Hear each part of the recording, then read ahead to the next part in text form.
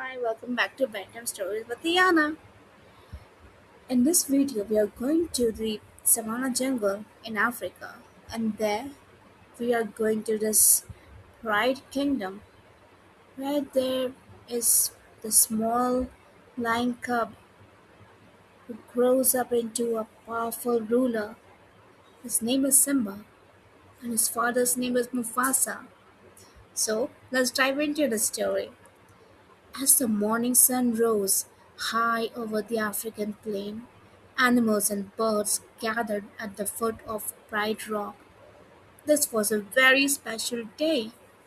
The animals bowed when they saw the new king, Simba. Before them, King Mufasa and Queen Sarabi watched as Rafiki, the wise baboon, presented the newborn son to the kingdom.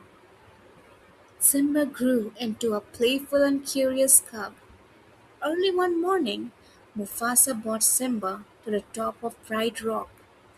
"Everything the light touches is our kingdom," he told his son. "One day, Simba, the sun will set on my time here, and will rise with you as a new king. We are all connected in the great circle of life." Later that day, Simba went to see his uncle Scar. "My dad just showed me the whole kingdom," the cub bragged, "and I'm gonna rule it all." Now, Scar was angry that he was no longer next in line to be king. He was plotting to get rid of this new prince. He asked slyly if Mufasa had shown him what was beyond the northern border. Well, no, Simba said sadly. "He said I can't go there." "And he's absolutely right," said Scar. "Far too dangerous. Only the bravest lions go there. An elephant graveyard is no place for a young king, for a young prince." Simba didn't see his uncle's evil trap. He decided to show his father what a brave cub he could be. Simba set out to find his friend Nala and go visit the elephant graveyard that very day. He had no idea that Scar had ordered three hyenas to go to the elephant graveyard to to kill the new prince. Simba raced across the plains, leading Nala to the forbidden place. Eventually, they reached a pile of bones. "It's really creepy," said Nala. Simba was about to explore a skull when he saw Zazu, his father's trusted advisor. Zazu commanded them to leave immediately, saying, "We are all in very real danger."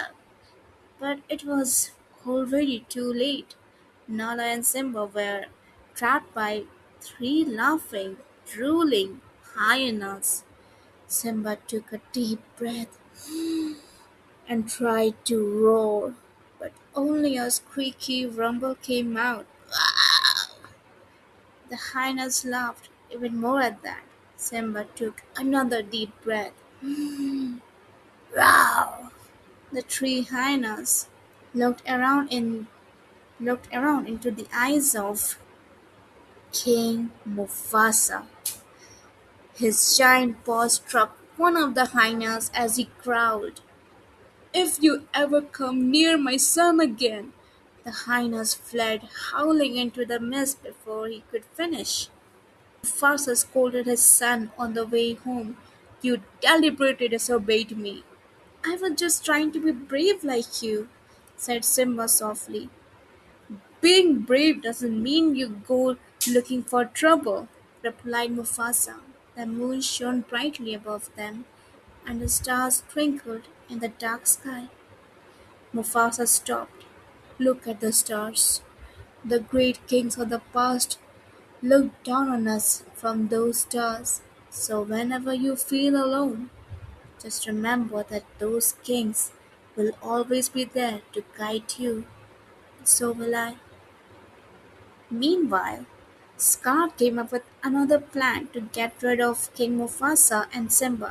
Scar led Simba down a steep gorge.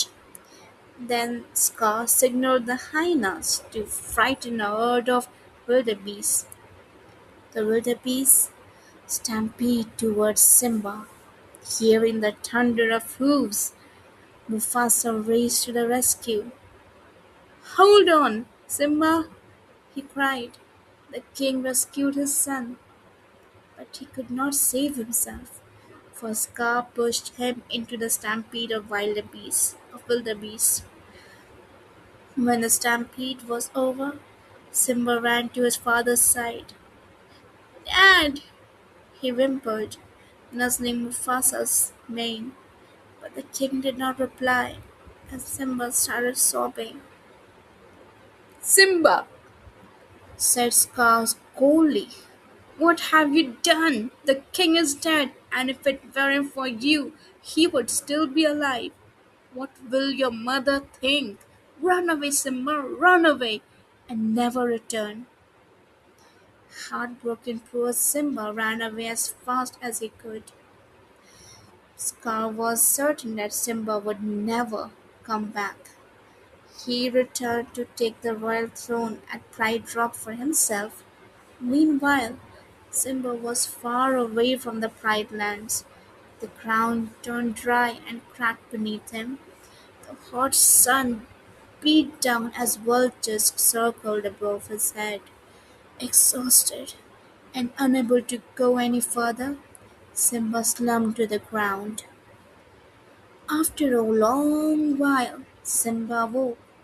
Everything around him looked different. There were trees and grass and flowers instead of desert.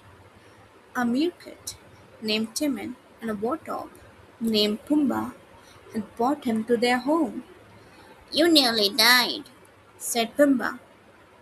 "I saved you," added Timon. "Well, Pumbaa helped." "Thanks for your help," said Simba, but he thought it doesn't matter. Um, he got nowhere to go. He began to walk away. "Where are you going?" asked Timon kindly. "Nowhere," said Simba. "Anything we can do?" said Pumbaa. "Not unless you can change the past," "You gotta put your past behind ya," said Timon. "Repeat after me. Hakuna Matata. It means no worries," added Pumbaa. Simba decided to stay in the jungle with his new friends. Years passed, and Simba grew into a young lion. He lived a happy, carefree, no worries life with his friends.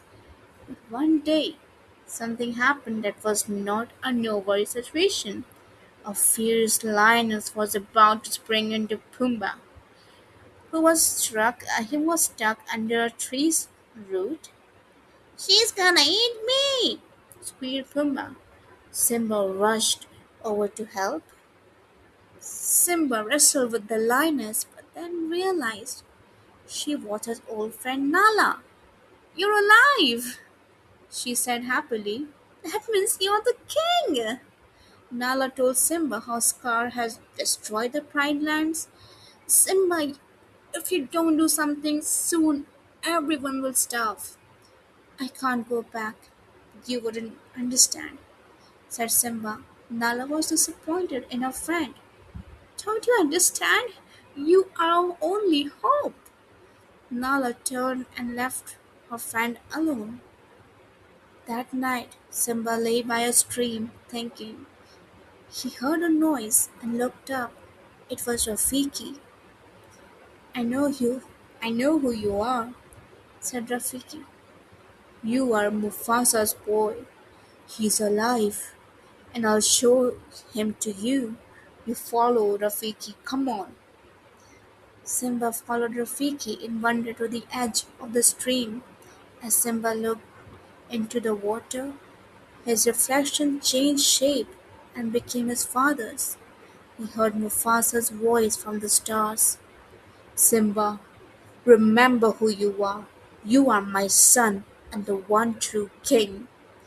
Then the reflection and Rafiki disappeared. "I am going back," decided Simba. Meanwhile, back at the Pride Lands, storm clouds had gathered and the lightning bolts scorched the earth. As the dry grasses caught fire, huge flames swept toward Pride Rock, and a lion appeared through the smoke. It was Simba. Scar lunged at Simba, determined to kill him just as he had Mufasa. Timon and Pumbaa joined a fierce battle that followed. The lioness drove back the hyenas. Simba finally heaved Scar over a cliff. Scar landed to find himself surrounded by a drooling hyenas. Simba was victorious. Simba took his rightful place as a Lion King, and once again the land flourished. One dawn, the animals and birds made their way again to the foot of Bright Rock. Rafiki picked up a tiny cub. He showed the new princess, the daughter of King Simba and Queen Nala, to the cheering crowd. The circle of life would continue. The end. So this was a story of Simba. And if you like the story and like my narration, then please do like and subscribe. And you can share it with your friends and family or anyone you think would like the story. And if you want to listen to more of bedtime stories, then check out my channel. I have like made a lot more videos. So yeah, I hope you'll enjoy yourself and come back again for more videos. Bye.